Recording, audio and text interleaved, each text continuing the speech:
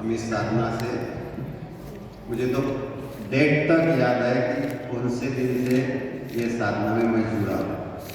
वो दिन था 7 नवंबर 2019, मंगरुलपीर में शिविर था शास्त्री जी का 7 दिन का। मंगरुलपीर कारंजा से 25 किलोमीटर है, तो हम लोग आना जाना करते थे। तो उस दिन से जब मैं जुड़ा ये कार्यक्रम मैंने साधना में, तो तब से लगातार चालू है।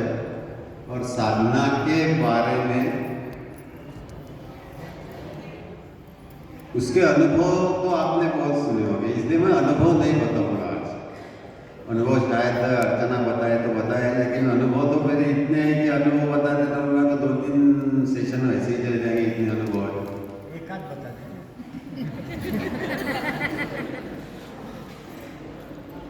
एक आध अनुभव अगर आपको सुनना है तो 2023 में हम लोग, मैं विशेष और इसकी टीचर की उम्र थी 23-24 साल, और इनका कार्यक्रम था डांस कंपटीशन मुंबई में।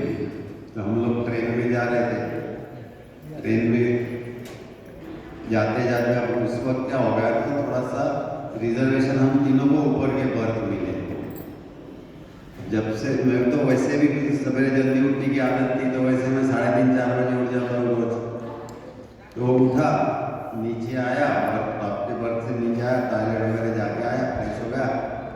फिर जब मैं वापस ऊपर जा रहा था तो मेरे दोनों हाथ ऊपर चढ़ते चढ़ते दोनों हाथ स्लिप हो गए। जस्ट कसारा का घाट छोड़ के ट्रेन प्लेन पर लगी थी, तो 70-80 की स्पीड से दोनों हाथ जैसे छूट गए, तो मैं ट्विस्ट हो गया, घूम गया। तो सामने वाले पिच के बर्थ को मेरा ये पूरा लग गया, इतना जोर से लग गया कि मुंह से इतनी जोर से आवाज आई कि आधा डिब्बा पूरा क्या हो गया करके। उसमें कुछ डॉक्टर्स भी थे, तो मैं नीचे गिरा था, तो सब लोग आए, तो मैंने सिर्फ कुछ बोला नहीं उनको, मैं बोला देखता हूँ क्या है। तो मैं उठ सकता था, मैंने उठ सकता था, इसका मतलब कम हो सकता है फ्रैक्चर नहीं होगा या एयर क्रैक होगा। तो मैं उठा, थोड़ा सा 2-3 राउंड ट्रेन में मारा। फिर सिस्टर रहती थी यहाँ पे, सिस्टर और लड़की भी रहती थाना में, तो जवाई को आए थे, भांजे ये वो, तो लेने को आ गए थे। फिर हम थाने में गए, ये इसकी तो कॉम्पिटिशन में दवा करने में गए, तो चेकअप करने के लिए गए। तो संडे का दिन में हॉस्पिटल मिल गया, उसने एक्सरे वगैरह निकाला, तो बोले फ्रैक्चर नहीं है लेकिन पेन बहुत। तो फिर एक्सरे को रिपोर्ट आने के बाद उसने चिट्ठी दे दिया दवाई की चिट्ठी दे दिया। तो उसमें 4 दवाइयाँ थी, तो मैंने वो चिट्ठी पढ़ा। फिर डॉक्टर को बोला ये पहले नंबर की गोली काय के लिए है, तो बोलिए पेन किलर है, बोले बहुत आपको तकलीफ है, मतलब ठीक है बताए। फिर दूसरे नंबर की गोली काय की है, बोले एंटीबायोटिक है। मैंने बोला ये काय के लिए है, तो बोले कोई दूसरा आप ये लगा दूसरा इन्फेक्शन आपको ना होना इसलिए एंटीबायोटिक है। मतलब तीसरी गोली काय की है, तो बोले ये 2 गोलियाँ जब तुम पहली और दूसरी गोलियाँ लेंगे तो बोले तुम्हारी एसिडिटी बढ़ जाएगी, तो एसिडिटी की गोली है बोले तीसरी। बोला ठीक है। फिर चौथी गोली काय की है, तो बोले अगर ये सब करने के बाद भी अगर दर्द कम नहीं होता ना, आपको नींद नहीं आती, तो ये नींद की गोली है। बोला बहुत अच्छी बात है, तो आप मुझे ये बताइए कि मेरे को जो तकलीफ हो रही है हड्डियों में, वो दुरुस्त कौन करेगा?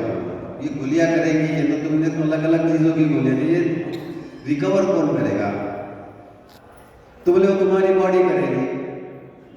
तो मैंने उनको पूछा कि भाई अगर मेरी बॉडी करती है और ये पेन अगर मैं सहन करूंगा तो मेरे को गोली लेने की जरूरत है क्या? तो बोले नहीं।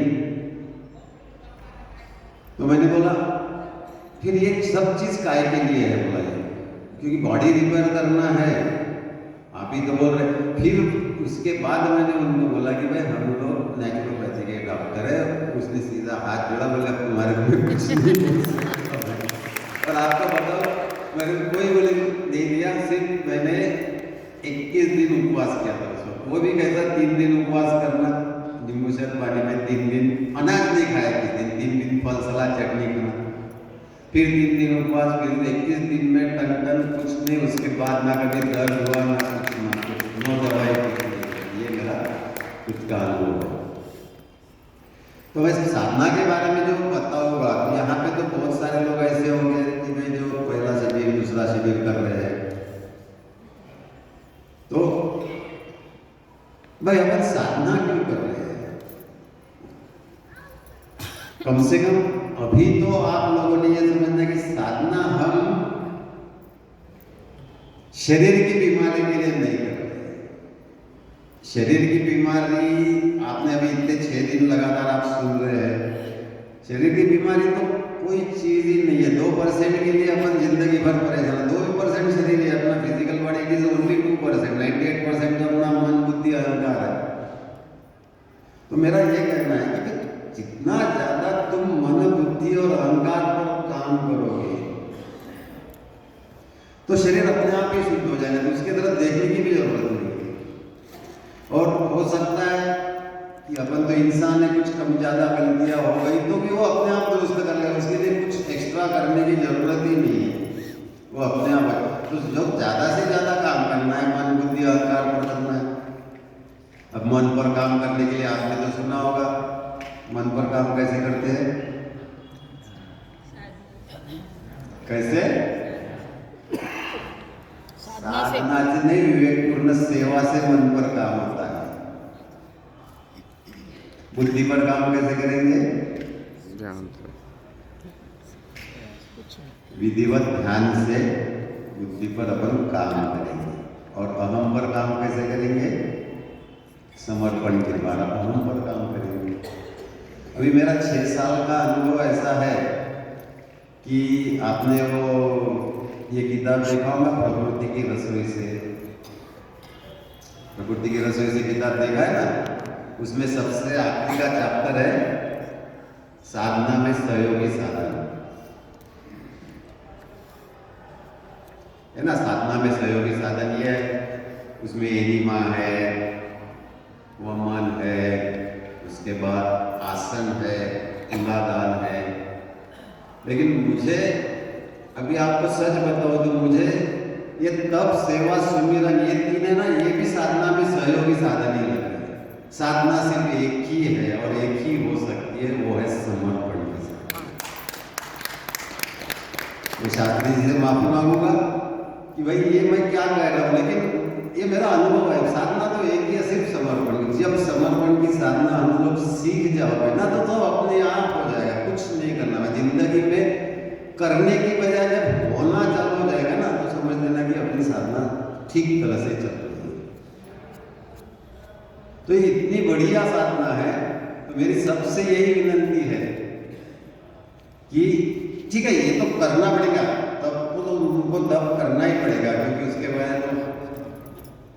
उसके बगैर तुम आगे नहीं बढ़ सकते। और ये जो समर्पण की साधना है ना, ये एक्चुअली अभी तो ये किताब मैंने कितनी बार पढ़ा होगा। शास्त्री जी कहते हैं कि भाई वो जीवनी शक्ति कैसे जगाए ये किताब पढ़ो, तो वो मैंने कम पढ़ा, लेकिन उससे ये ज्यादा पढ़ा। इसके जैसा किताब और जो योगी और योग साधना या तप सेवा सुमिरन, ये जो 2 किताब है ना, ये किताब तो इस दुनिया के लिए बहुत अनमोल है। ये तो इसका पारायण करना चाहिए। ये तुम जितनी बार ज्यादा से ज्यादा पढ़ सकते हो, जितनी बार ये समझ सकते हो, समझ के जितनी बार तुम प्रयोग कर सकते हो। समझना है, सुनना है समझने के लिए, समझना है प्रयोग करने के लिए। सुनेंगे और समझेंगे और प्रयोग नहीं करेंगे तो कुछ नहीं होगा। गुलाब जामुन मीठा किताब में कितना भी बताया तो कुछ नहीं होगा, खाना तो पड़ेगा उसे। तो इसलिए मेरे यहाँ में विनंती है आपको कि भाई साधना तो तीनों करना है। तीनों साधना में तुम एक साधना अगर करोगे, अगर वो छूट गई तो फिर से वही चालू हो जाएगा। तो तीनों भी साधना करना है, और उसके आगे की जो वो तीनों चालू हो जाएंगे तो अपने आप तुम्हारे कुछ भी करने की जरूरत नहीं। मैं जो समर्पण है वो अपने आप होने लगता है। ठीक है, धन्यवाद सर।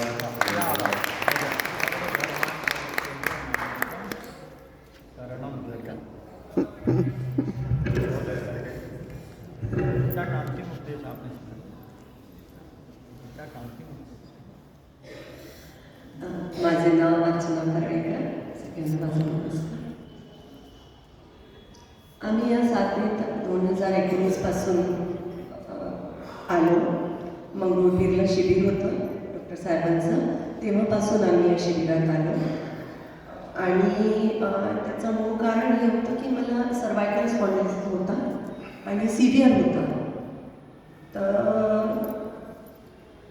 जेव्हा आम्ही शिबिर केलं 7 दिवसाचं, तर म्हणजे त्या शिबिरातच 3ऱ्या-4थ्या दिवशीच मला खूप फरक जाणवला स्वतःच्या बॉडीमध्ये आणि स्वतःच्या पेनमध्ये वगैरे. तर तेव्हापासून म्हणजे असं वाटलं की म्हणजे खूप चांगली साथ आहे आणि आपण करावं. कुठे औषध घ्यायचं आणि सगळे प्रयोग झालेलेच होते की डॉक्टरकडे जाणं, औषध घेणं आणि व्यायाम करणं वगैरे हे ते सगळं झालं होतं. पण जसं या साधना केली तर 3ऱ्या-4थ्या दिवशीपासूनच मला खूप फरक जाणवला आणि तेव्हापासून कंटिन्यू आमची ही साधना चालू आहे. ही साधना जी आहे तप तर ठीक आहे, हे तर प्राथमिक आहे. सेवा आणि सुमिरन खूप आवश्यक आहे. डॉक्टर साहेब असे म्हणतात की सुमिरन खूप आवश्यक आहे. म्हणजे प्रत्येकाने केलंच पाहिजे, देवाचे आभार मानलेच पाहिजे. आपला स्वतः जे आतमध्ये आपण म्हणतो की ईश्वर बसलेला आहे, त्याचा आभार मानून त्याला रोज आपण म्हणजे त्याचं स्मरण केलंच पाहिजे. आणि सेवाचं म्हटलं तर सेवा आमच्याकडून जेवढी होते तेवढी आम्ही करतोच. आणि सुमिरनचा माझा जो पार्ट आहे तो माझा खूप वीक आहे. म्हणजे यांचं सुमिरन म्हणजे खूपच लेवल यांची गेली आहे वर.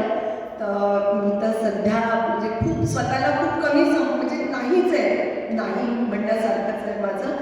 तर थोडंसं मग हे मला म्हणतात की पण तू का नाही करत. तर मग कसं की आता व्याप आहे, सून आहे, छोटे मुलं आहे, 2 आहे, मला नातू आहे आणि नात आहे.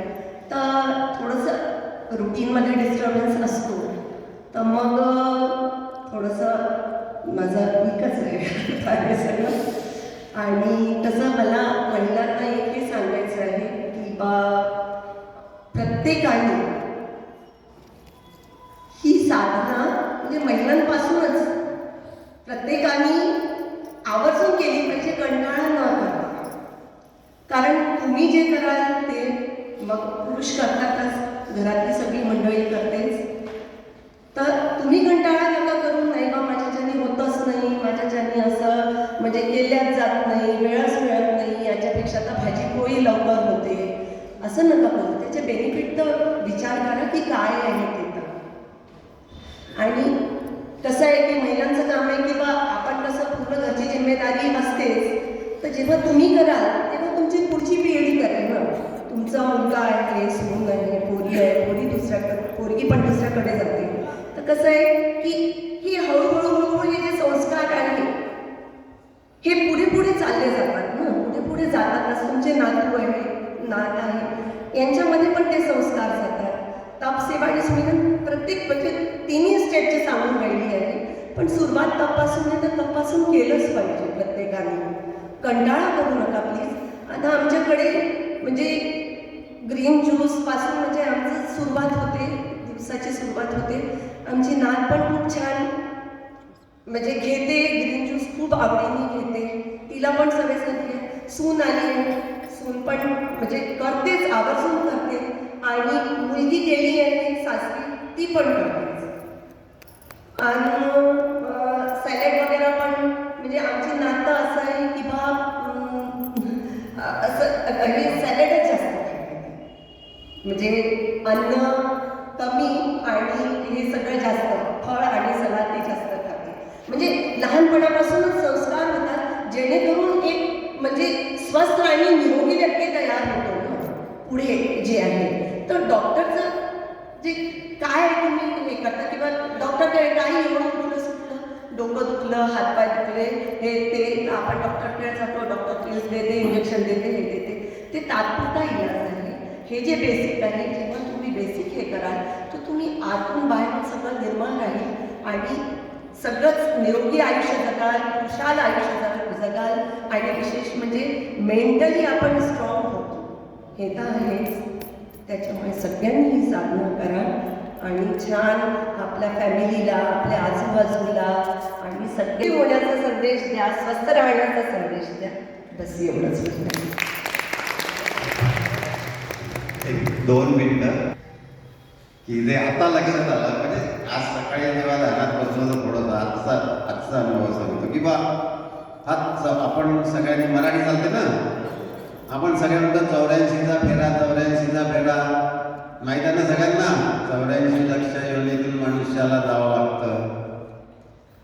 तर आज सकाळी असं जाणवलं की या सगळ्यापासून जर सुटका तुम्हाला पाहिजे असेल, म्हणजे मोकळेपणा, काय म्हणतात त्याला, मोक्ष म्हणा, भगवान के धाम में प्रवेश म्हणा, हे जर तुम्हाला काही पाहिजे असेल, चाहिए, तो वो सिर्फ और सिर्फ मनुष्य जन्म में ही मिल सकता है.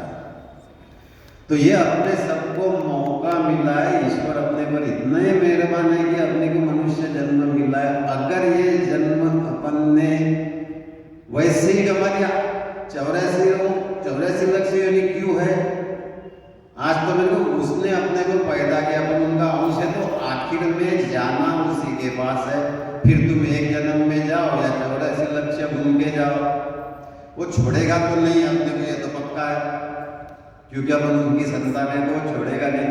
तो फिर कीड़े मकोड़े के जन्म लेने की बजाय अगर अपने को मनुष्य का जन्म मिला है तो इसमें ऐसा कुछ करो, ऐसी कुछ साधना करो कि अपन बाकी के बंधन से मुक्त हो जाए. और वो साधना जो है वो यहीं पे मिलेगी, वो साधना ही तब सेवा करेगी. यहाँ से तुम छूटने वाले हो, एक तो मोक्ष मिलेगा, अगर तुम श्रद्धा वाले हैं तो मोक्ष मिलेगा, विश्वास वाले हैं तो तुम्हारे को डायरेक्ट भगवत धाम में प्रवेश मिलेगा.